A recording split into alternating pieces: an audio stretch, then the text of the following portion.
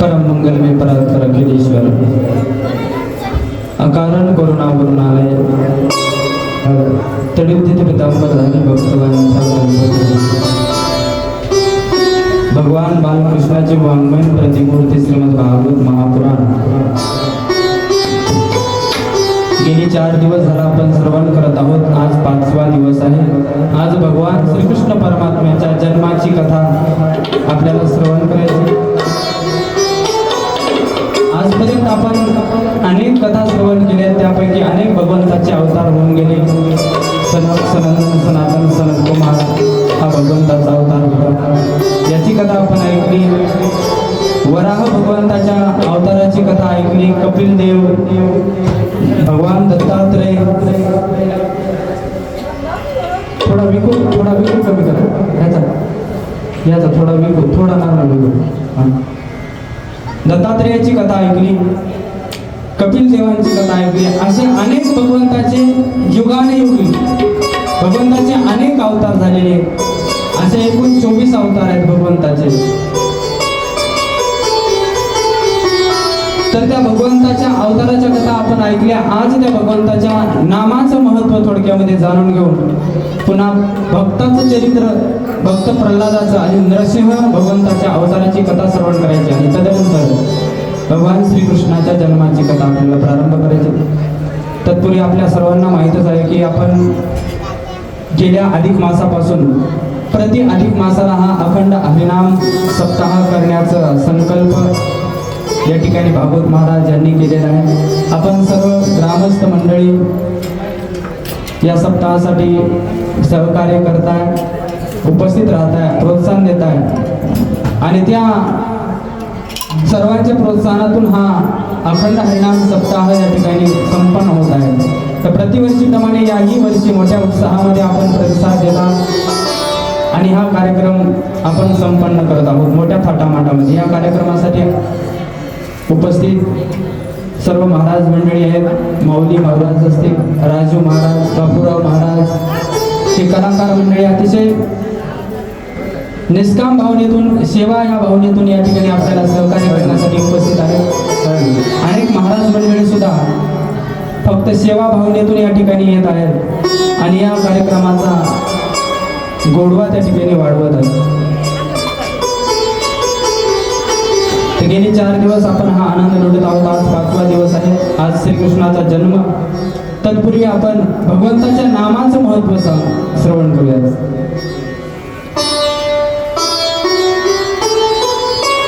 नामाचं महात्म्य काय बघा।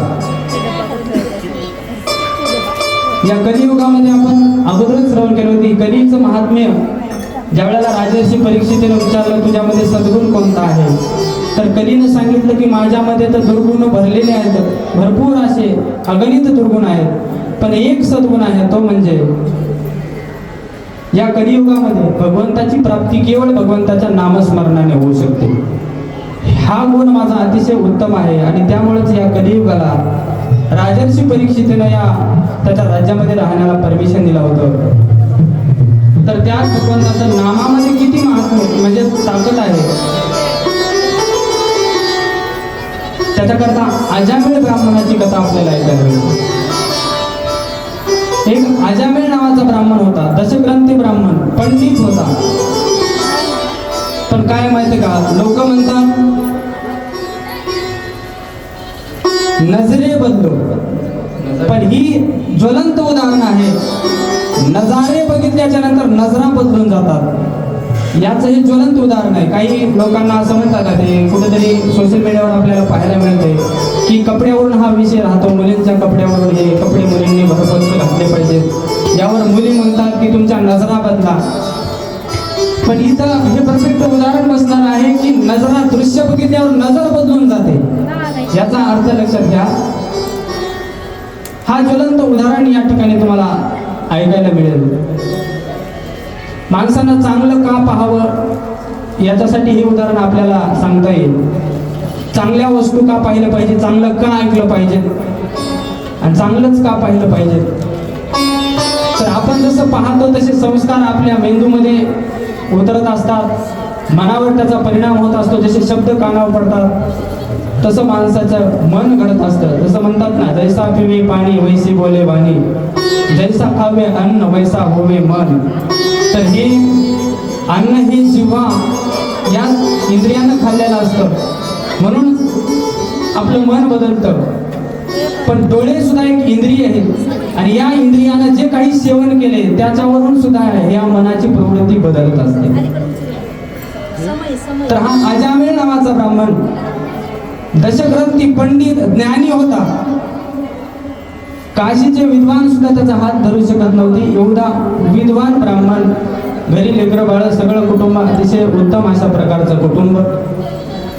पण एक दिवस सकाळच्या प्रहरी तो पूजा करण्यासाठी कुठून तरी बगीचेमधून फुलं आणण्यासाठी निघाला आणि जात असताना वाटेमध्ये एका वेश्येचं घर होतं आणि ती वेश्या एका पुरुषासोबत रथ असताना पाहिलं आणि त्या ब्राह्मणाच्या मनामध्ये विकार उत्पन्न झाला.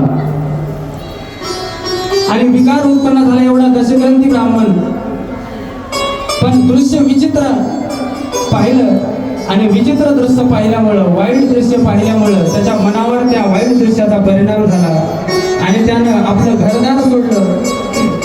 हे सगळं शास्त्र पुराण ह्याची गाठ बांधली, कोणत्यामध्ये ठेवले आणि ठेवल्याच्या नंतर त्या स्त्री सोबत त्या वेश्येच्या घरी जाऊन राहू लागला. मग हे कशासाठी सांगितले? नजरे बदलो नजारे अपने आप बदल जाएंगे असं म्हणण्यासाठी हे ज्वलंत उदाहरण आहे की नजरे कितनी भी अच्छी हो, नजरे कितनी भी अच्छी हो, लेकिन गलत नजारे देखेंगे तो नजरे अपने आप बदल सकती है. तर म्हणजे दृश्य जर आपण विचित्र पाहिले तर आपली वासना सुद्धा बदलू शकते. याच्याकरता हे उदाहरण आहे. म्हणून त्या आत्मदेव ब्राह्मण खूप विद्वान होता, पंडित होता, शहाणा होता, पण त्यानं चुकीचं दृश्य पाहिलं आणि त्याचा मनावर तसा परिणाम झाला आणि त्याच्यामुळे तो तशा पद्धतीने त्या वेश्येच्या अधीन झाला आणि तो आपलं घरदार सोडून त्या वेश्येच्या घरी राहू लागला. पाहता पाहता त्या वेश्येपासून त्याला खूप मुलं झाले. आता त्यानं ब्रह्मकर्म सोडून दिलं, चोऱ्या करू लागला, पाप कर्म करू लागला. गळ्यामध्ये जानवं माळ, पण जानवं माळ काढून तो मांस भक्षण करू लागला, वाटमारा करू लागला. आणि असं करत असताना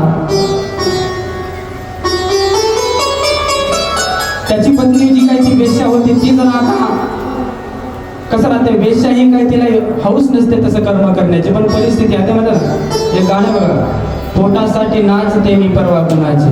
म्हणजे ते त्या माणसाची नजर त्यांच्या पोटासाठी नाचत असतात, पण पाहणाऱ्याच्या नजर दुष्ट असतात, त्यांच्याकडे वाईट दृष्टीने पाहत असतात, पण ते आपलं पोट भरण्यासाठी त्यांचं कार्य करत असतात. पण त्यांची हौस नसते, त्यांच्यावरती परिस्थिती आलेली असते. म्हणून ती आता आपण एवढं घाणेरडं कर्म करतो, काहीतरी आपलं चांगलं व्हावं म्हणून तिच्या मनामध्ये साधूविषयी आदर होता म्हणतात. साधूंची सेवा करायची, कोणी आले साधू संत तर त्यांना जेवण वगैरे घालायचे, दान धर्म करायचे. असेच काही निमित्तानं काही साधू त्या मार्गाने जात असताना तिच्या दारामध्ये थांबले आणि तिनं त्या साधूंना आश्रय दिला, पाणी पाजलं,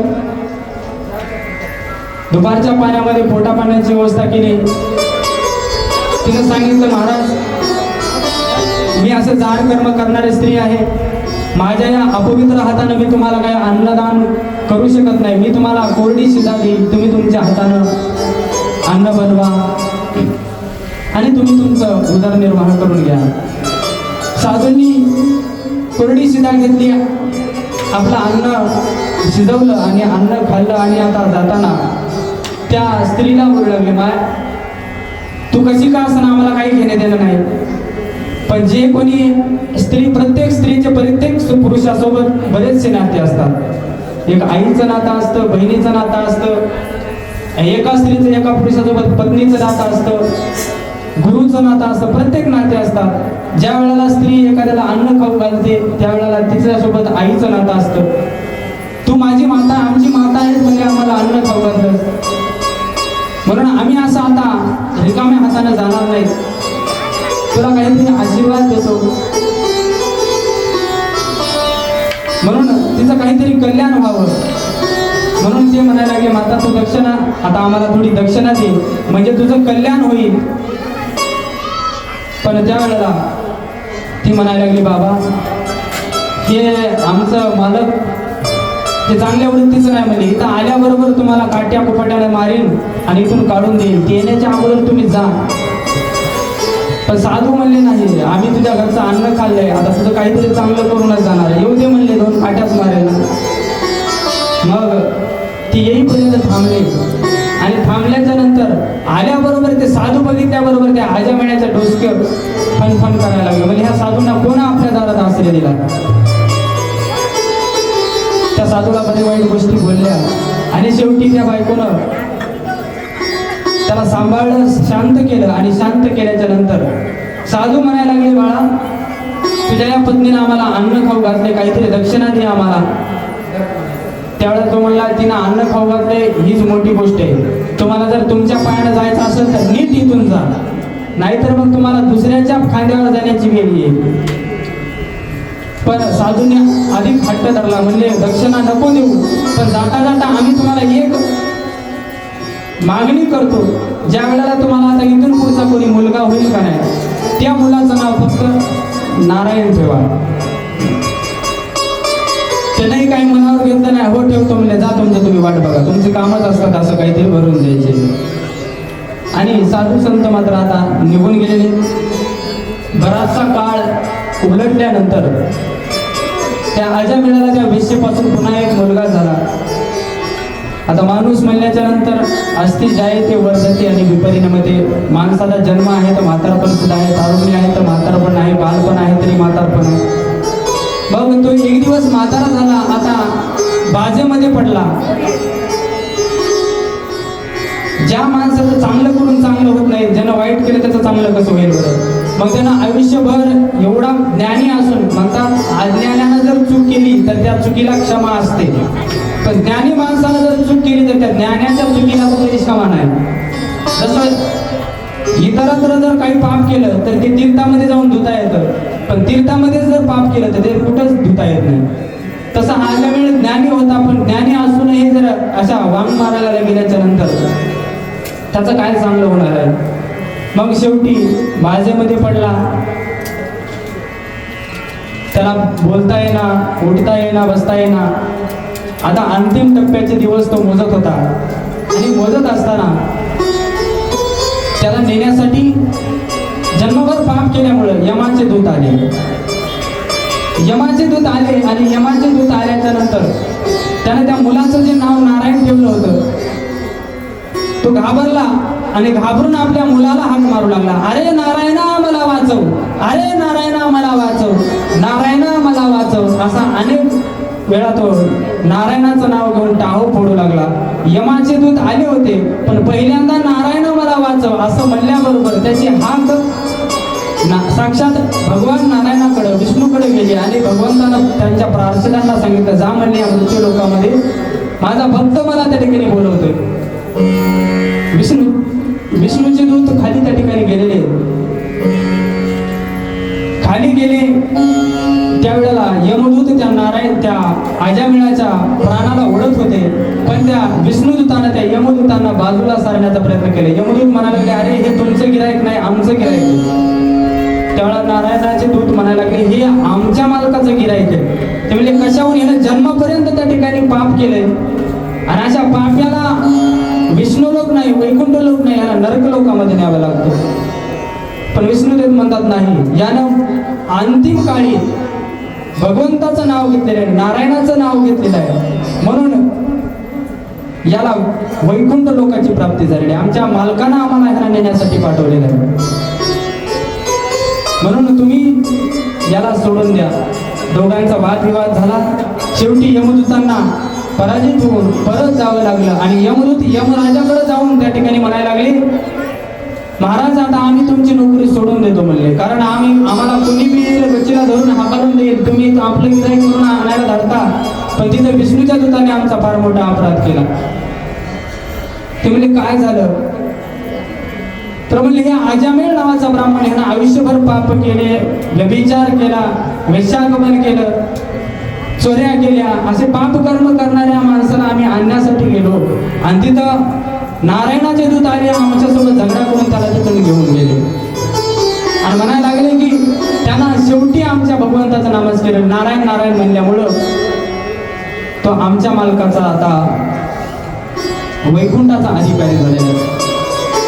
त्यावेळेला यमराजा म्हणायला लागले, अरे इथं जोरजोरात नारायण नारायण करू नका म्हणले. त्यानं तिथं म्हणले, त्याची तर तिथं जाण्याचा अधिकार आहेच म्हणले, पण तू जर इथं पुन्हा पुन्हा नारायण नारायण करत राहशील तर इथले सुद्धा गिराईक आपल्याला सोडून द्यावं लागतंय म्हणले.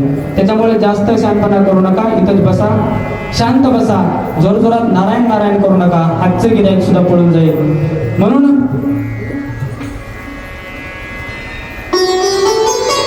अंतिम काळामध्ये जर भगवंताचं नामस्मरण केलं तर भगवंताची प्राप्ती होते, असं या भगवंताच्या नामाचं त्या ठिकाणी महात्म्य आहे. असं भगवंताच्या नामाचं महात्म्य या अजामिळ उपाख्यानाच्या माध्यमातून या भागवतामध्ये सांगण्यात आलेलं आहे. नाम तुझे रे, नाम तुझे रे, नाम तुझे रे नारायणा, नाम तुझे रे, नाम तुझे रे, नाम तुझे रे नारायणा, नाम तुझे रे, नाम तुझे रे, नाम तुझे रे नारायणा, नाम तुझे रे, नाम तुझे रे, नाम तुझे रे नारायणा. थोडी पाषाणाला पाना, थोडी पाषाणाला पाना, नाम तुझे नाम तुझे रे, नाम तुझे रे नारायणा, नाम तुझे रे, नाम तुझे रे, नाम तुझे रे नारायणा. अजामिळ पापराशी, नामे दिला वैकुंठासी, नाम तुझे नाम तुझे रे, नाम तुझे रे नारायणा, तुझे नाम तुझे रे, नाम तुझे रे नारायणा.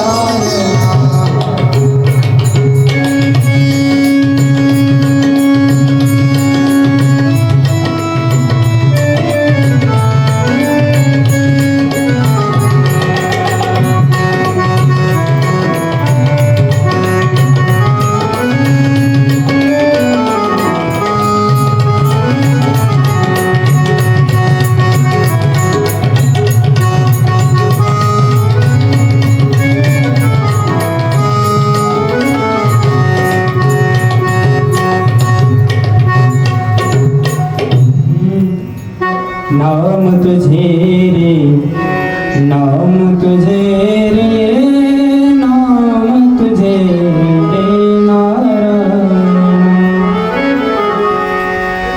पण असं भगवंताचं नाम आहे आणि भगवंताचं नाम जर मरणाच्या अगोदर काही क्षणानं किंवा काही मिनिटानं जर घेतलं तर त्या माणसाला मोक्ष प्राप्त होतो म्हणतात. म्हणून कोणाला प्रश्न पडेल, मग मरणाच्या आधी जर नामस्मरण केलं आणि जर मोक्ष प्राप्त होत असेल तर मग जीवनभर करण्याची काय गरज आहे? जीवनभर याच्यासाठी करायचं आहे. जसं वर्षभर विद्यार्थी अभ्यास का करतात, कारण परीक्षेमध्ये ते आठवावं याच्याकरता विद्यार्थ्यांना वर्षभर अभ्यास करायचा असतो. वर्षभर अभ्यास केला तर परीक्षेच्या टायमाला आठवतो. तसं मरणाच्या टायमाला नामस्मरण आठवण्यासाठी हे पूर्ण जीवनपर्यंत, जन्मापासून मरेपर्यंत त्याचा अभ्यास करावा लागतो. जर जीवनपर्यंत अभ्यासच नाही केला तर परीक्षेच्या टायमाला काहीच आठवणार नाही. याच्याकरता संपूर्ण जीवन आपल्याला नामस्मरणामध्ये घालवावं लागतं. तेव्हा कुठं मरणाच्या टायमाला ते भगवंताचं नाव आठवतं. काळ सारा वाचून एकांतवासी गंगा स्नाने, देवाचा पूजे दर्शना तुळशीला.